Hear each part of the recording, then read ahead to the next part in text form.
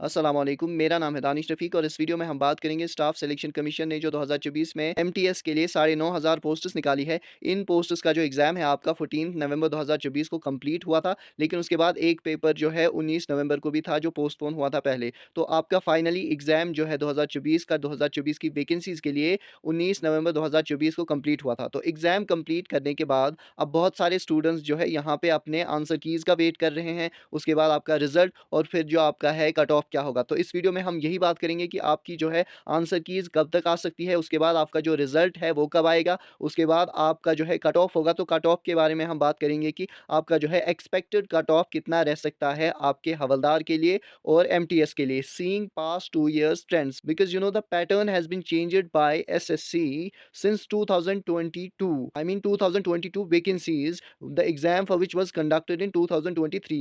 Prior to that, you had to appear in an exam where you had to do equally well in mathematics, general knowledge, English, and reasoning. But since that pattern has been changed, now you do not need to do exceptionally well in your mathematics and reasoning paper, but you must do exceptionally well in your general studies and general English paper in order to be in the final cut off list. तो इन सब चीज़ों के बारे में हम इस video में बात करेंगे आपके पास्ट ईयर ट्रेंड्स देखकर। यहाँ पे जो है हम पहले 2023 का देखेंगे कि 2023 में आपके 2 एग्ज़ाम्स हुए थे असल में। एक जो पहला वाला हुआ था वो आपके 2022 की वैकेंसीज़ का हुआ था, उसके बाद आपका बाद में जो हुआ था वो यहाँ पे 2023 की वैकेंसीज़ का ही हुआ था। जो आपका बाद में हुआ था उसमें यहाँ पे कुछ 1700 पोस्ट्स थी, आपकी यहाँ पे वैकेंसीज़ थी 1788 और इसमें जो एमटीएस की वैकेंसीज़ के लिए सिलेक्शंस हुई थी 1392 यहाँ पे सिलेक्शंस हुई थी और हवलदार की पोस्ट के लिए यहाँ पे 394 जो कैंडिडेट्स हैं सेलेक्ट कर दिए गए थे। यहाँ पे अगर हम कट ऑफ देखें ऑल इंडिया लेवल में आपका 147 अनरिजर्व्ड का कट ऑफ हुआ था।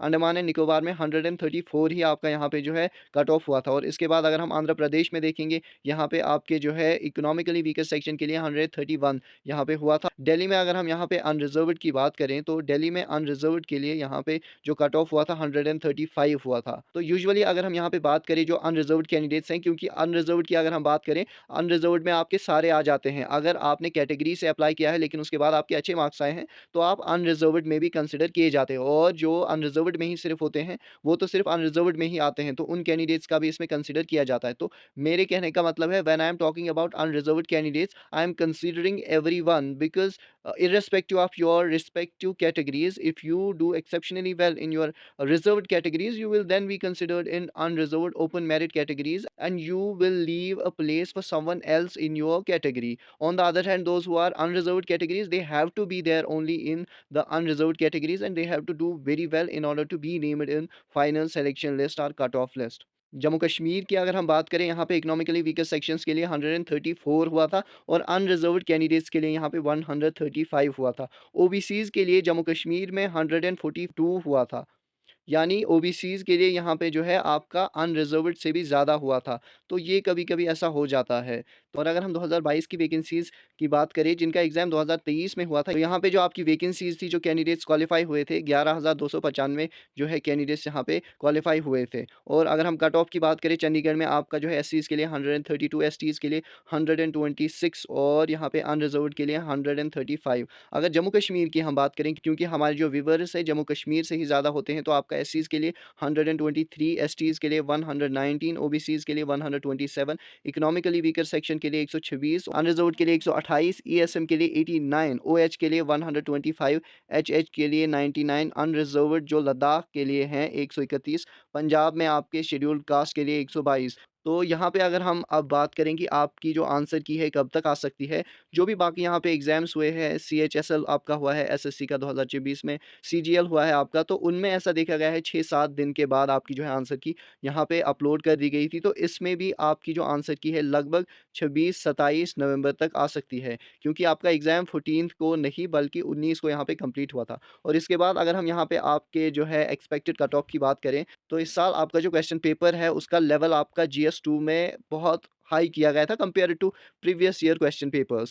The level of your English paper was normal as it used to be asked in your previous examination, but definitely the level of your GS paper was not as it used to be in previous papers of SSC MT. This year it didn't seem different from your CGL general studies paper. तो इसके basis पे हम कह सकते हैं कि आपका जो है इवन दो कि 57 लाख कैंडिडेट्स ने यहाँ पे अप्लाई किया था, उसमें भी अप्रॉक्सिमेटली 44, 43 या 40 लाख कैंडिडेट्स ने यहाँ पे आपका एग्ज़ाम दिया होगा। आपका अगर पेपर का लेवल यहाँ पे टफ होता है तो आपका कट ऑफ जनरली लो जाता है। तो इसके बेसिस पे हम कह सकते हैं कि आपका जो है अगर आपने रॉ मार्क्स यहाँ पे 108 से 114 तक अगर आपने मार्क्स लाए होंगे, आपने जनरल कैटेगरी से अगर ये मार्क्स लाए होंगे, तो आपको नॉर्मलाइज़ेशन के बाद मार्क्स आपके इंक्रीज़ होंगे, तो आप सेफ ज़ोन में हैं। हम ऐसे एग्ज़ैक्ट नहीं कह सकते कि आप जो है कर ही लेंगे, आप पास हो जाएँगे, आप सेलेक्ट हो जाएँगे।